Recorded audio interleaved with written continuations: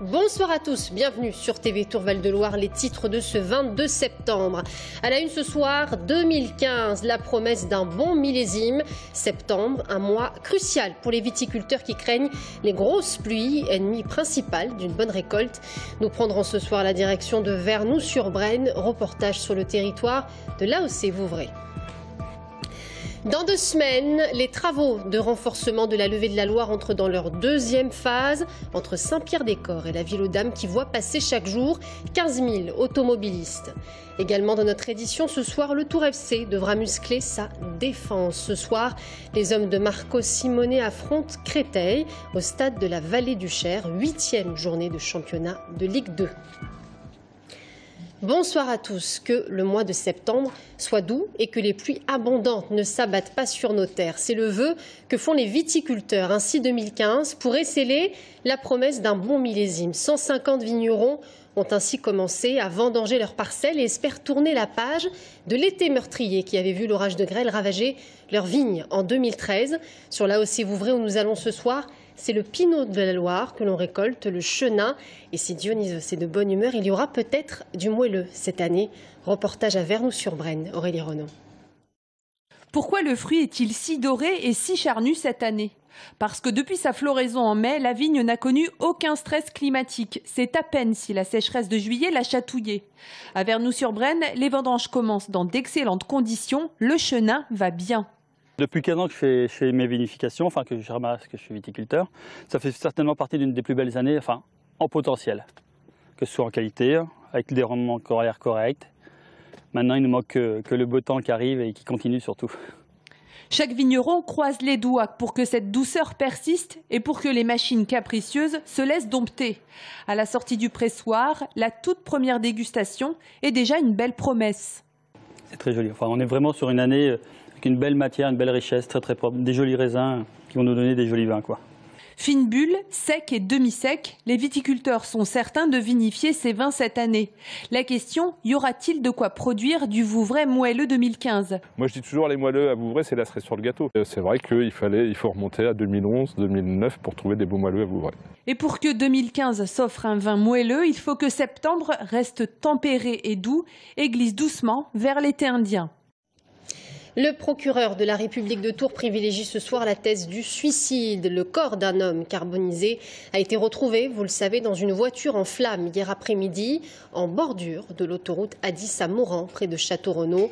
Les enquêteurs semblent s'orienter vers la piste du suicide.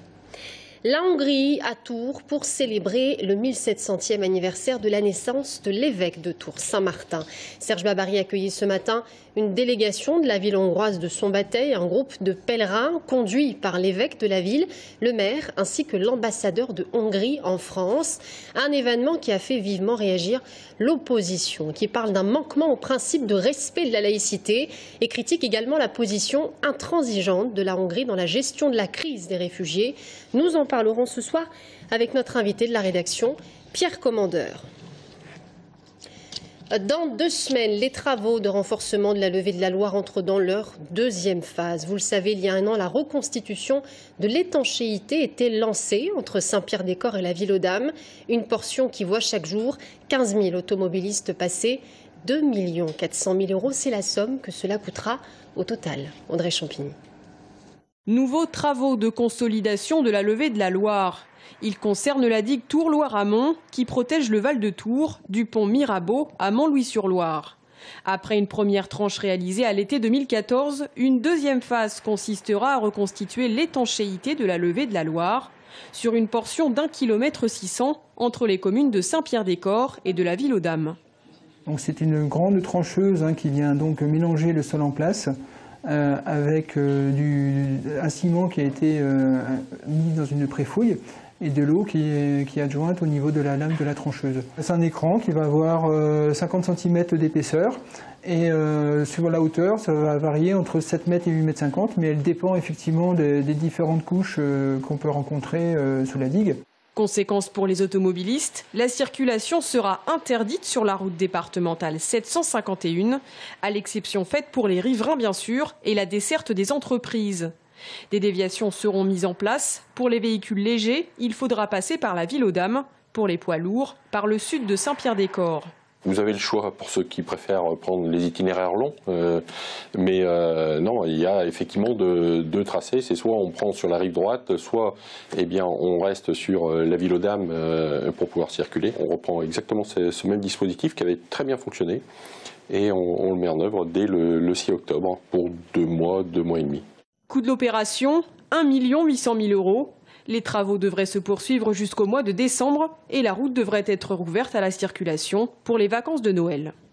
Et j'ajoute que des travaux ont commencé hier sur la route départementale 37, des travaux de réfection d'une courte durée puisqu'ils prendront fin demain 14 h sur une section de 1,8 km du boulevard périphérique dans le secteur de Joué et Chambray-les-Tours. La circulation sera donc totalement interdite sur les 2 voies dans le sens Fondette-Chambray-les-Tours. Elle sera basculée sur l'autre voie dans le sens Chambray-Fondette. Et sachez que la circulation ne sera possible que sur une seule voie. Prenez donc vos précautions demain.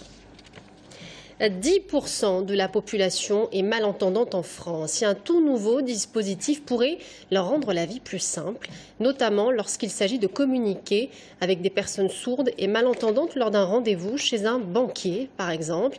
La Caisse d'épargne Loire-Centre est la première banque régionale à déployer ce dispositif dans l'une de ses agences à Tours. Romain Delville. Marie-Robert, judoka tourangelle reconnue, ancienne championne du monde chez les sourds et malentendants, a testé un nouveau service proposé par sa banque. Destiné au public sourd, Axéo, c'est son nom, retranscrit les paroles du conseiller sur une tablette. Donc effectivement, il faut avoir cette régularité dans le versement. Après, vous pouvez mettre plus. On n'a pas besoin de passer par une personne pour nous expliquer tout ce qu'il faut dire ou il faut faire. Donc, puis ça permet d'avoir une petite assurance quand même. Il fait que ce soit à l'écrit, donc comme ça, il n'y a pas de problème de compréhension. Autonomie, fin des malentendus, relationnel, l'outil se révèle utile dans la démarche clientèle. Il permet aussi de sortir de l'isolement les salariés malentendants. Vous savez qu'il y a des ratios qui nous sont imposés, d'avoir au moins 6% donc, de handicap sous toute forme donc, dans l'entreprise. On est pratiquement à 7%, donc forcément c'est ouvert aussi, et notre entreprise est ouverte au handicap pour recruter des collaborateurs. Alors, comment ça marche? D'un côté, un conseiller clientèle, une tablette, une connexion Internet. Dans le petit écran, un téléopérateur qui retranscrit les paroles par écrit ou en langage des signes. C'est loin d'être un gadget. Environ 10% de la population en France est malentendante. Il faut penser aux personnes vieillissantes, c'est-à-dire aux personnes qui sont en train de perdre l'audition et qui ont besoin d'un support pour bien comprendre ce que dit le conseiller bancaire. La phrase employée, effectivement, ne sera pas perçue de la même manière sur une personne entendante ou sur une personne malentendante. Donc l'apport d'Axéo, c'est un complément par rapport à l'entretien qui est en train de se faire avec une personne malentendante. Avec le vieillissement de la population, la solution Axéo pourrait bien se généraliser. Pour l'instant, en Indre-et-Loire, seuls 2 établissements, des banques, en sont pourvus. Le Tour FC devra muscler sa défensive ce soir. Les hommes de Marco Simone affrontent Créteil au stade de la Vallée du Cher dans le cadre de la 8e journée de championnat de Ligue 2. Créteil, un adversaire très sérieux. Romain Delville. Qu'elle semble loin la trêve pour les footballeurs tourangeaux. Le TFC enchaîne les matchs. Vendredi dernier, le Pas-de-Calais, d'où les Tourangeaux ont ramené un match nul 1-1 face à Lens. Et avant de se déplacer vendredi à Valenciennes, les Ciels et Noirs reçoivent Créteil et veulent se racheter à domicile après leur déconvenue face à Bourg-en-Bresse. Il faut qu'on gagne parce que déjà Créteil, ils sont juste derrière nous. C'est vraiment une bonne équipe. On a vu quelques vidéos. J'ai vu quelques vidéos, on a tous vu. C'est une bonne équipe qui, en contre, est vraiment performante. On a vu ça. Donc je pense qu'il faut qu'on fasse un très gros match défensivement. Les 5 moi et les 4 défenseurs. Hormis Aris Belkebla suspendu pour 2 cartons jaunes à Bollaert, Marco Simone dispose de tout son collectif. Et pour le technicien du TFC, il va falloir faire preuve ce soir d'une très grande patience et ne pas trop s'exposer. Ça va être un des clés par rapport à la façon de défendre les Créteil. C'est sûr que si on va s'exposer sans les justes précautions défensives, on risque gros parce que j'ai regardé tous les buts et les matchs qu'ils ont fait et quand ils partent en contre-attaque, c'est des tueurs.